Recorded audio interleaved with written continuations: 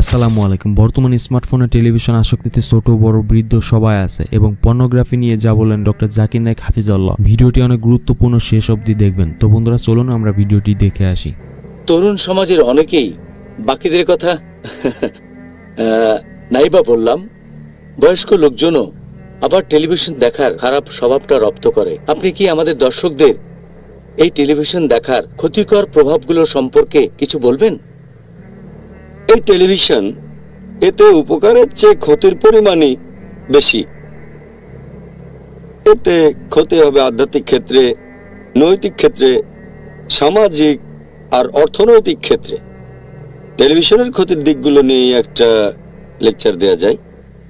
1 number, টেলিভিশনকে আমি বলে থাকি একটা খুতুয়াতুস শয়তান।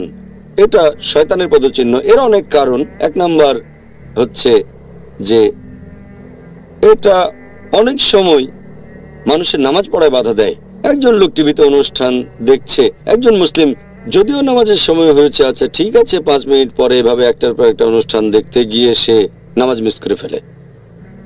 2 নাম্বার, টেলিভিশনে অনেক বেশি অশালীনতা প্রচার করা হয়। আপনারা যে চ্যানেলগুলো দেখবেন সেখানে অশালীনতা অনেক বেশি আছে। আল্লাহ কোরআনে বলেছেন সূরা নূর অধ্যায় নম্বর 24 আয়াত নম্বর 30, মুমিন পুরুষদের বলো তারা যেন দৃষ্টি সংযত রাখে, লজ্জাস্থানের হেফাজত করে। একজন পুরুষ যখন কোনো মহিলাকে দেখে, যদি তখন তার মাথায় কোনো খারাপ চিন্তা আসে, সে মাথা নিচু করে নেবে। পরের আয়াত বলছে মহিলাদের, সূরা নূর অধ্যায় 24 আয়াত 31, মুমিন নারীদের বলো তারা যেন দৃষ্টি সংযত রাখে, লজ্জাস্থানের হেফাজত করে। কোন পুরুষকে দেখে তার মনে বাজে চিন্তা আসলে মাথা নিচু করবে। তাহলে এখন কিভাবে একজন মুসলিম টেলিভিশন দেখে যেখানে মহিলাদের দেখানো হয় হিজাব ছাড়া অভদ্রভাবে? তাদের অনেকে যেভাবে পোশাক পরে সেটা শরীর ঢাকার বদলে প্রদর্শনই করে বেশি। আর আপনি দেখবেন যে বেশিরভাগ টেলিভিশন চ্যানেলগুলোতে 99%-এর বেশি টিভি চ্যানেলগুলো 99%-এর বেশি হচ্ছে হারাম ইসলামিক দৃষ্টিভঙ্গিতে। হয়তো লোকে বলবে নিউজ চ্যানেল তো দেখা যায়, সেখানেও দেখবেন যে মহিলারা যেভাবে খবর পড়ে কোন রকম হিজাব মেনে চলে না। আর যে অশালীনতা দেখানো হয় এটা খুবই ক্ষতিকর। এ নিয়ে কিছু রিপোর্ট আছে, সময় পেলে পরে বলবো। আর দ্বিতীয়টা হচ্ছে অশালীনতা টিভি চ্যানেলগুলোতে। 3 নাম্বার হচ্ছে অপব্যয় করা। টিভি চ্যানেলগুলোতে অনেক বিজ্ঞাপন দেখবেন, সেগুলো দেখে এমন কিছু কিনতে ইচ্ছে করে যেটার আসলে প্রয়োজন নেই। হয়তো দেখলেন লেটেস্ট একটা গাড়ি এসেছে মার্কেটে, তখন কেনার ইচ্ছে হয়ে গেল, অথবা বড় একটা বাড়ি কিনলেন, প্রয়োজন নেই তারপরে খরচ করছেন, এটা অপব্যয়। আর আল্লাহ পবিত্র কোরআনে বলেছেন সূরা ইসরা অধ্যায় নম্বর 17 আয়াত 26 ও 27 যে তোমরা অপব্যয় করো না, বাজে খরচ করো না, কারণ নিশ্চয়ই যে ব্যক্তি অপব্যয় করে সে শয়তানের ভাই। 4 নম্বর পয়েন্ট, যে এতে অনেকেই আকৃষ্ট হয় জাকজমক ব্যাপারে আর খ্যাতিতে, তখন তারা এই জাকজমকে অংশও নিতে চায়। অভিনেতা বা অভিনেত্রীদের দেখে তাদের মতো পোশাক পরে ভাবভঙ্গি নকল করতে চায়, তারা হয়ে যায়, তাদের আদর্শ হয়ে যায় হিরো নবী মুহাম্মদ সাল্লাল্লাহু আলাইহি ওয়াসাল্লাম এবং তার সাহাবীগণ, তখন না। 5 নম্বর পয়েন্ট হচ্ছে যে টেলিভিশনে অনেক বেশি ভায়োলেন্স দেখানো হয়, এতে মানুষজন প্রভাবিত হতে পারে। এটা নিয়েও কিছু রিপোর্ট আছে। এছাড়াও মাদকাসক্তি বেড়ে যায়, ঝগড়া বিবাদ বেড়ে যায়, তারা এগুলোতে সক্রিয় অংশ নেয়। যে ও টেলিভিশনে দেখেছি ড্রাগস নিতে খুব ভালো লাগে, যখন কম বয়সী ছেলে আর মেয়েরা এসব দেখে তারা সেগুলো টেস্ট করে দেখতে চায়। এভাবে মাদকাসক্তি বেড়ে যায়, মদপান বেড়ে যায়, এরকম আরো অনেক কিছু। এখানে আমি কয়েকটা রিপোর্টের কথা মাত্র বলছি। একটা রিপোর্ট করা হয়েছিল শিশুদের উপর টেলিভিশনের প্রভাব নিয়ে। 1950 সাল থেকে এ পর্যন্ত 1000 খানেক রিসার্চ হয়েছে শিশু আর তরুণদের উপর টেলিভিশনের প্রভাব পড়া নিয়ে। এরকম একটা রিপোর্ট পেশ করা হয়েছিল সিনেট কমিটি অব জুডিশিয়ারি আমেরিকাতে 1999 সালে। বলা হয়েছে যেহেতু এইসব বাচ্চা ছেলে মেয়েরা আর তরুণ তরুণীরা টেলিভিশন দেখে, এতে করে তাদের জীবন হয়ে যায় ভায়োলেন্ট, তারা হয় বেপরোয়া আর হয় অসামাজিক। আর হিউস্টনে প্রকাশিত একটা রিপোর্ট বলছে, সেখানে জরিপ করা হয়েছিল 92 সালে, যখন একটা শিশুর বয়স 10 বছর হয় আর সে যদি এরকম গড়পড়তা আমেরিকান শিশুর মতো টেলিভিশন অনুষ্ঠান দেখে, তাহলে সেই শিশু ততদিনে 2 লক্ষ ভায়োলেন্ট দৃশ্য দেখবে আর 40,000 খুন। চিন্তা করেন এগুলো শিশুদের মনে কেমন প্রভাব ফেলবে। আমেরিকান কাউন্সিল অব পেডিয়াট্রিক্স এদের একটা রিপোর্ট প্রকাশিত হয়েছে 2001 সালে।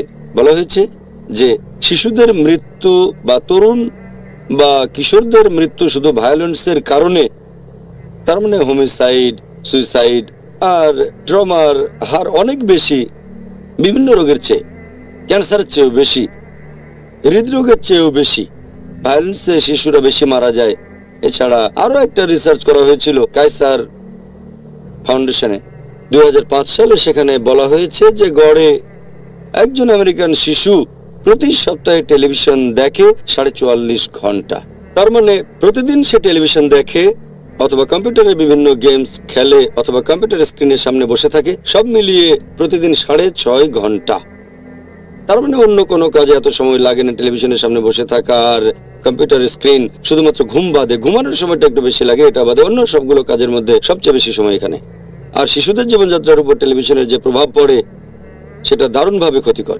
একবার একটা রিসার্চ করা হয়েছিল যে বিভিন্ন ভিডিও অ্যালবামগুলোর প্রভাব কিরকম। এরকম ভিডিও অ্যালবাম দেখবেন, নাচ, গান আর মিউজিক, এগুলো মানুষকে আল্লাহর কাছ থেকে দূরে নিয়ে যায়। সেজন্য আমি বলি কুতুয়াত শয়তান।